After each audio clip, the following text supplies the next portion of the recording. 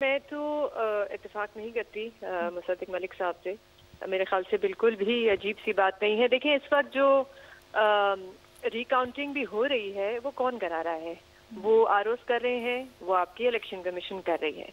और इस वक्त मेरी राय में सिवाय शायद इलेक्शन कमीशन को, मेरा नहीं ख्याल है कोई भी और होगा हमारे मुल्क में जिसको एतमाद होगा इस वक्त इलेक्शन कमीशन पे। खासतौर पे जिस तरह नताइज आए और जितनी ताखीर से नताइज आए, उसके बाद जो वजाहत भी आई वो भी इतनी ताखीर से आई कि मेरा नहीं ख्याल है कि किसी को इस पूरे सिस्टम पे इस वक्त एतमाद है। दूसरी बात यह है कि ये जो अभी रिकाउंट है ये हतमी तो नहीं है। अभी भी पीटीआई के पास लीगल कानूनी ऑप्शंस हैं। वो सुप्रीम कोर्ट जा सकते हैं इस मामले को लेके, फिर वहां से जो फैसला आएगा चले वो फाइनल होगा।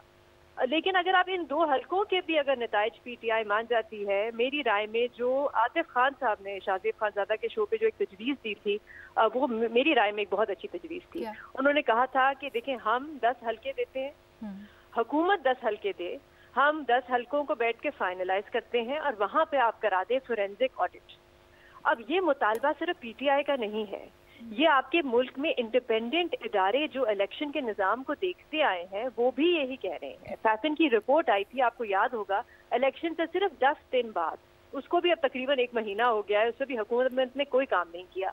उन्होंने तब कहा था कि आप फोरेंसिक ऑडिट कराएं। उन्होंने पूरा एक प्रोसेस दिया, ये 3 स्टेप प्रोसेस है, इसको आप फॉलो करें। और सबसे अहम बात, उन्होंने कहा कि इस ऑडिट के लिए भी आप एक इंडिपेंडेंट कमीशन बनाएं जिसमें सारी सियासी जमातों के रिप्रेजेंटेटिव हों और इंडिपेंडेंट ऑब्जर्वर्स हों। अगर ये एक तरह का कमीशन बन जाता है और वो ऑडिट होता है और फिर भी पीटीआई नहीं मानती, तो फिर चलें ठीक है, हम उन पर तनकीद कर सकते हैं। लेकिन अभी जो पूरा का पूरा सिस्टम है, मेरी राय में वो बहुत मुतनाज़ा है। और ये सिर्फ फैशन की बात नहीं है, पिल्डैट की भी रिपोर्ट आई है जिसमें उन्होंने क्वालिटी ऑफ इलेक्शन को जो मार्क्स दिए हैं वो 50% से भी कम है, जो वो कहते हैं कि पिछले 2 इलेक्शन से भी कम है। मैंने खुद इस बार अलीना एक रिपोर्ट की है इलेक्शन मैनेजमेंट सिस्टम पे, जो इलेक्शन कमीशन कह रही थी कि हमारा एक स्टेट ऑफ द आर्ट हम सिस्टम ला रहे हैं और हो ही नहीं सकता कि नताइज टाइम पे ना पहुंचे। 28 करोड़ रुपए उस पर खर्च किए गए।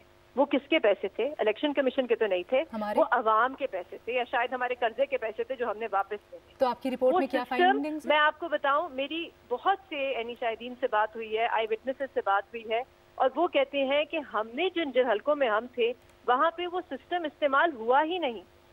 वो कहते हैं प्रिजाइडिंग अफसरान आते थे, वो फॉर्म्स रखते थे और आरओ के दफ्तर में, और जो डेटा एंट्री ऑपरेटर्स थे जिन्होंने इलेक्शन मैनेजमेंट सिस्टम में फॉर्म डालने थे, वो कहते थे आप रख के चले जाएं और इंतजार करें। किस चीज का इंतजार करें पता नहीं।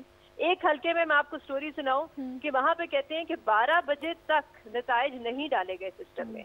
उसके बाद 1 बजे सुबह के सबको आरओ के दफ्तर से बाहर निकाल दिया, यहाँ तक कि जो इंडिपेंडेंट ऑब्जर्वर्स भी मौजूद थे उनको भी निकाल दिया, जो कानून के खिलाफ है। आपने जो कंपाइलेशन करनी होती है वो आपने इंडिपेंडेंट ऑब्जर्वर्स के सामने करनी होती है। और तो ये कहाँ का हल्का था? पूरा कोई एरिया या कोई आप बता सकते हैं? अब ये बहुत जरूरी है ऑडिट कराना अलीना, यहाँ पे सारे हलकों की बात नहीं हो रही। आप कुछ हलकों का सैंपल लें, वहाँ पे ऑडिट कराएं, इसलिए भी। और ये सिर्फ पीटीआई की बात नहीं है, ये अवाम की इसलिए बात है क्योंकि इस वक्त इस इलेक्शन में आपका वोटर टर्नआउट 50% से कम था। बिल्कुल ठीक। अगर इसी तरह सिस्टम चलता रहा तो मुझे लगता है कि अगले इलेक्शन में तो हमारा उससे भी वोटर कम टर्नआउट होगा। क्यों? क्योंकि किसी को एतमाद नहीं रहेगा सिस्टम पे।